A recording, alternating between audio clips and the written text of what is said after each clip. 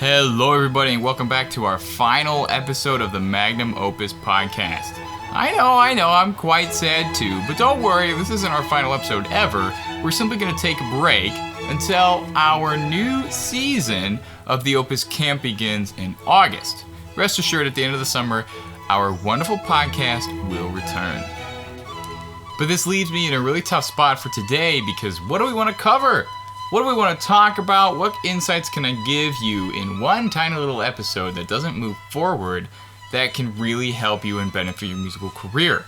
Now, I've had a lot of suggestions. People have said, why don't we do another word of the month? Why don't we do another composer? Why don't we take a look at previous episodes and maybe just see how there's more information we can fill in the gaps? But I think today, one of the best things that we can do is, of course, music trivia.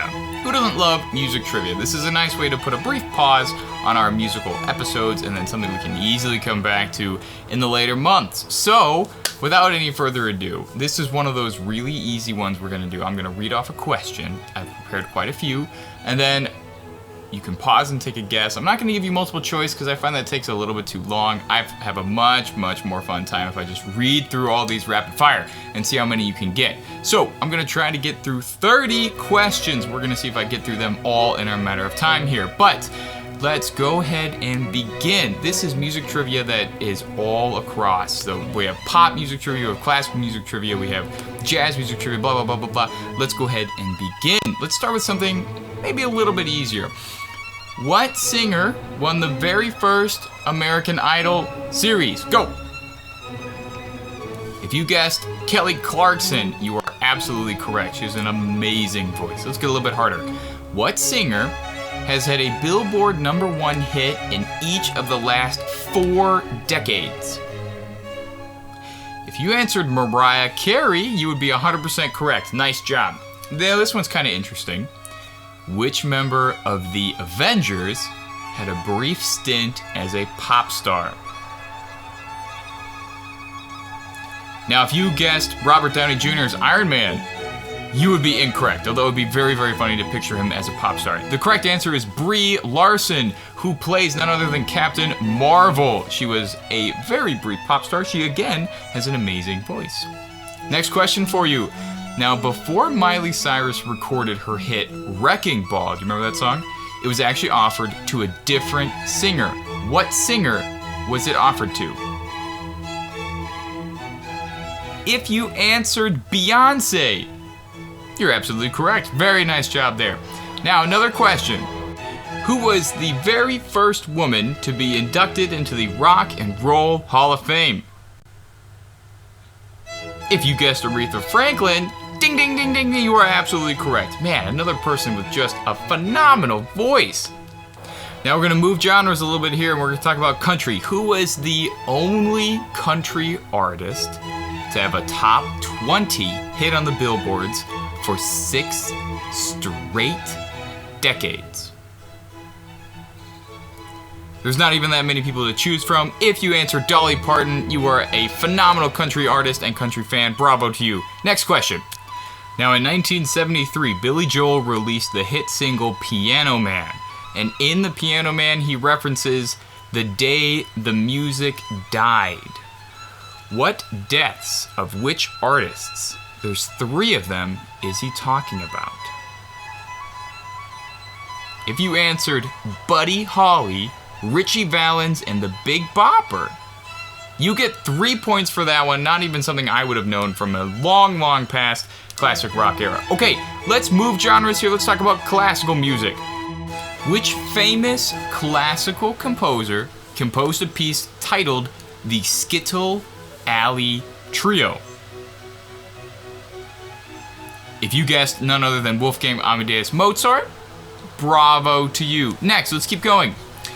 What is Simon Rattle's middle name? One of the most famous current composers who's currently living. Again, what is Simon Rattle's middle name?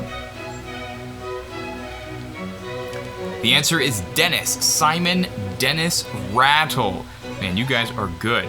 Okay, the popular musical Pirates of Penzance. There is a subtitle that goes with it. It is titled The Pirates of Penzance and then this. What is the subtitle? It is The Slave of Duty. The full title goes The Pirates of Penzance, The Slave of Duty. Not bad. So far, if you have a perfect score, well, I don't believe you. How many ballads did Chopin write? The answer might surprise you. 4. Chopin wrote 4 musical ballads. Now, sometime in the 1970s, the Sydney Opera House opened, one of the most famous opera houses in the world. What year was it officially open? 1973. Good guess, everybody, good guess.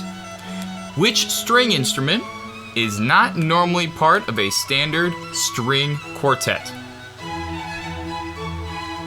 Hopefully everybody knows it is the double bass.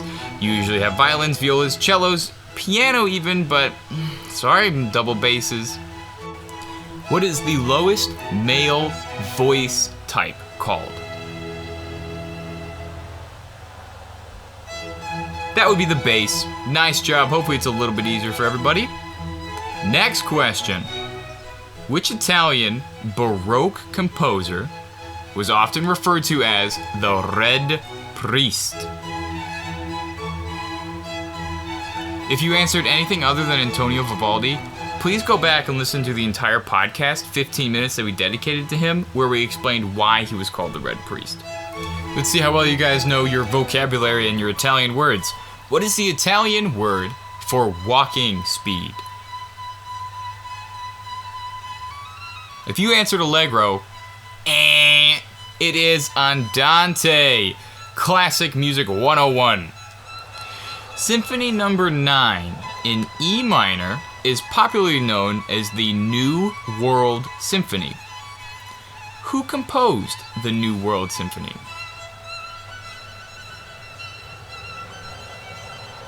Now, please tell me you did not say Ludwig van Beethoven. The correct answer is Antonin Dvorak, another wonderful composer that we did not get to this season. Russian-born virtuoso Sergei Rachmaninoff is remembered almost entirely as a phenomenal composer, but he was also a virtuosic player. What instrument did Sergei Rachmaninoff play? If you said cello, you would be wrong. It is piano. At the time, he was such a good piano player, partly due to his enormous hand size, which could stretch an unbelievable 12th, which is an octave and a half. Now, in 1913, modernist composer Igor Stravinsky premiered a ballet that was considered so unbelievably different from the modern normality that a riot broke out after the play was premiered. What was the title of this ballet? Very famously, Igor Stravinsky premiered The Rite of Spring, which depicts pagan and pagan holidays and pagan traditions, which at the time, with very, very different musical notation and musical rhythm, which at the time was not very well received, as a riot did indeed break out at the theater. From the 16th to the 18th century, the Amati family passed down their knowledge of making what kind of instruments? They were expert violin makers. Nicolai Amati actually taught Stradivari and Guarneri, who also became famous violin makers, but Stradivari is well known to be one of the most famous of all time. The modern day piano has how many keys? 88. Nice job. This famous composer went deaf halfway through his life before composing one of his most immortal and iconic symphonies, which is now regarded as one of the most famous symphonies of all time. Which composer was this? It is, of course, the one and only Ludwig van Beethoven. And if you answered anybody else, Shame on you, go back and brush up on our Ludwig van Beethoven podcast, which walks you through for 15 minutes of why he was so famous.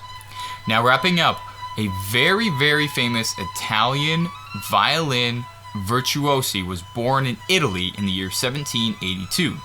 He was in fact so phenomenal at playing the violin that many of his contemporaries rumored that he sold his soul to the devil.